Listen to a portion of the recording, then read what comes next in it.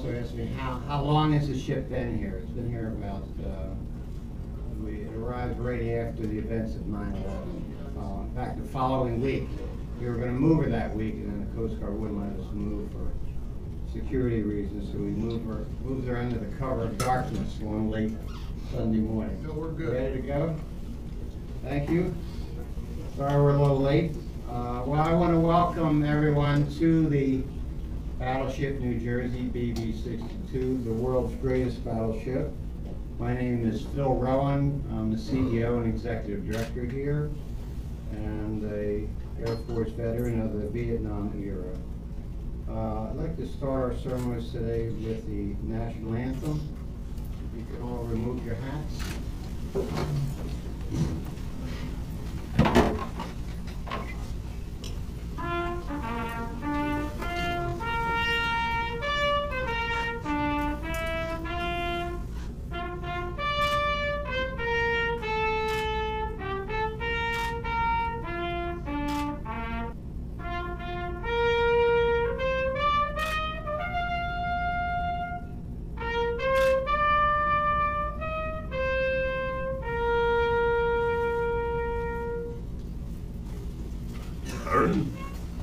Next, I'd like to have a moment of silence for all soldiers, sailors, airmen, and Marines.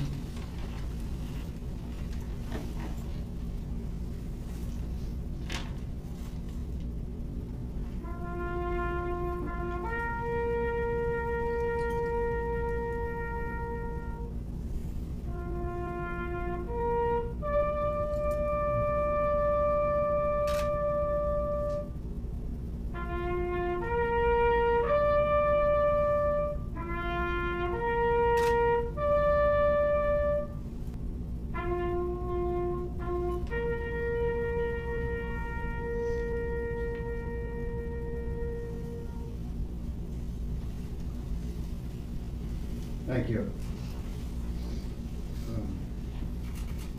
I'd like to introduce our keynote speaker today, Ralph Galati. Ralph is an airman and a real hero from the Vietnam War. Without further ado, Ralph.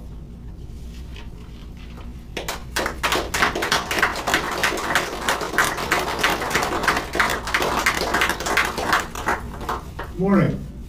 Morning. I'm always in awe when I'm on a Navy ship surrounded by Army ammunition. So if I struggle a bit this morning, that's why. I appreciate being here. I want to thank the Battleship New Jersey and also all the Harley groups that have been here and been there for us for the last 40 years or so, for every event and every ceremony, everything at the wall in Washington, D.C. For those that are old enough to remember, in the 60s and 70s, it was difficult, if not impossible, for returning service members to wear their uniforms in public. Vietnam vets. You might also remember it was difficult to join a VFW post. So it's really nice to see, since at least the last 20 years or so, even though Americans may not like the war, may not like the politics, they still like the soldier. And I think it's through the efforts of folks like you that have been able to do that. And as a former prisoner of war in Vietnam, it's important for me to represent your cause. Because without your sustained effort over these 4 decades or so, things would not have changed so dramatically. When we came back from Vietnam, we were treated as special people. Some might say heroes. But then there were millions of you that were not. So it's important when I speak and when I'm in public that I try to do a better job of representing what you were and give you the rightful welcome home that you deserve. And Mrs. Michael Hoff, who was an MIA wife asked Mr. Norman Rivkees to design the POW-MIA flag, which you will also see represented today. And an organization called Viva created the POW-MIA bracelet, which many of you may have worn. Today, 42 years later, I am still being contacted by bracelet wearers. And I am in awe that people still remember. Now, granted, it's been tucked away in a closet or some memorabilia rack. But I'll get calls from people or from their grandchildren who find it. And they'll do a Google search today. And they'll say, geez, Ralph Galati is still alive. I think I should call him up.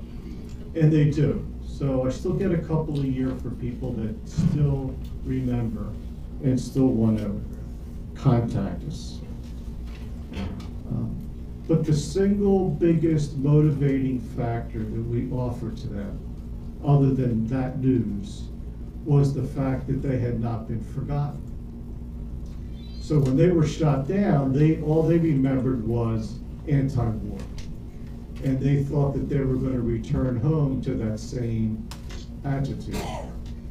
And when we told them about the POW flag, and we told them about the bracelet campaign, and the fact that they had not been forgotten, that was probably the single biggest piece of positive news we could offer.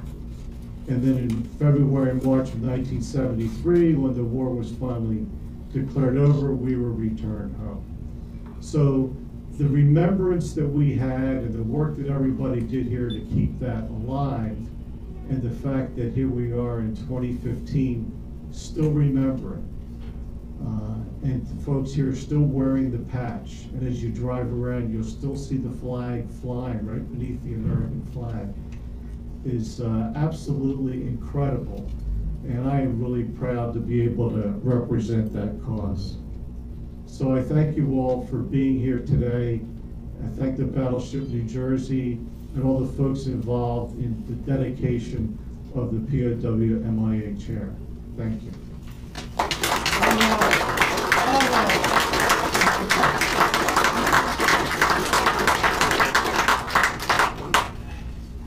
Also want to recognize that Patrick Hughes, who actually is going to play a special role for us today and be our official photographer on our ceremony here.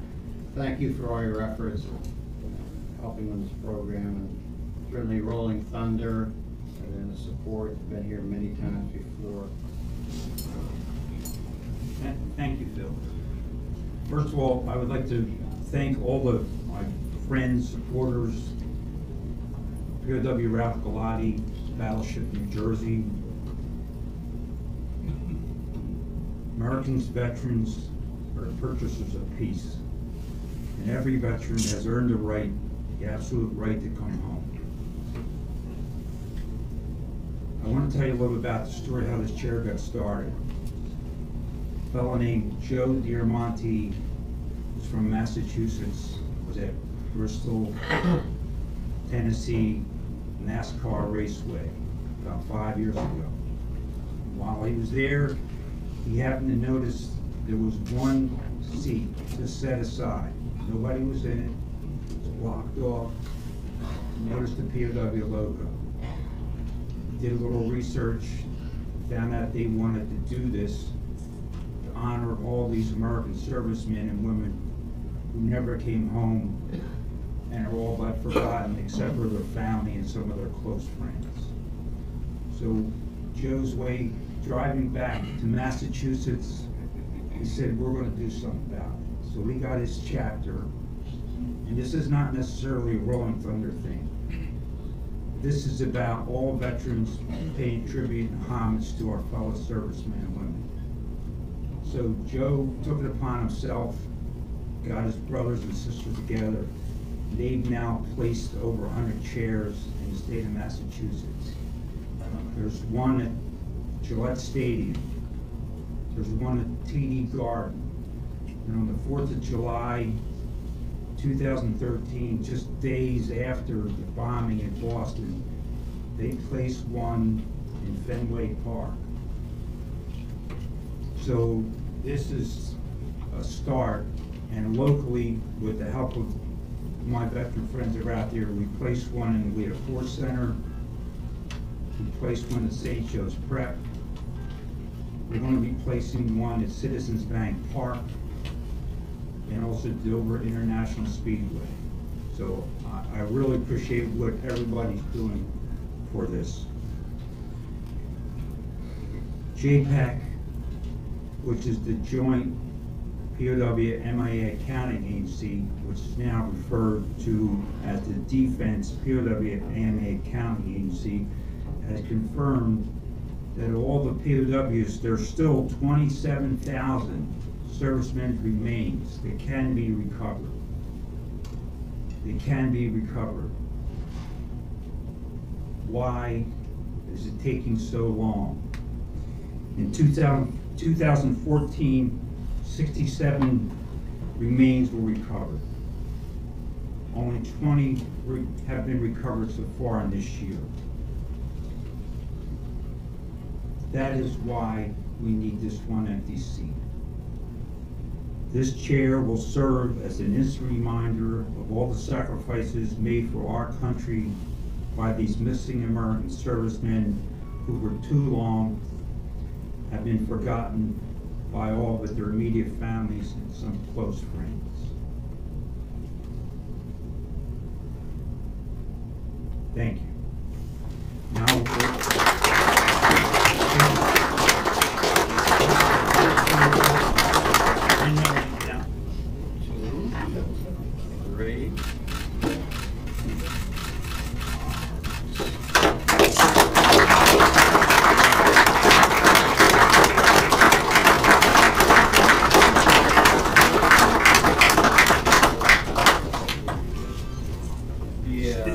chair will be on permanent display here in the battleship. It'll be down near our Vietnam exhibit in the forward area of the ship. Thank you for everyone who was involved in this, making this day happen, and this is certainly a very important aspect of the Battleship New Jersey.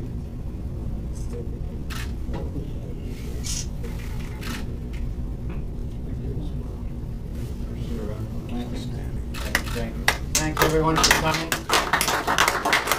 Enjoy the events we have today.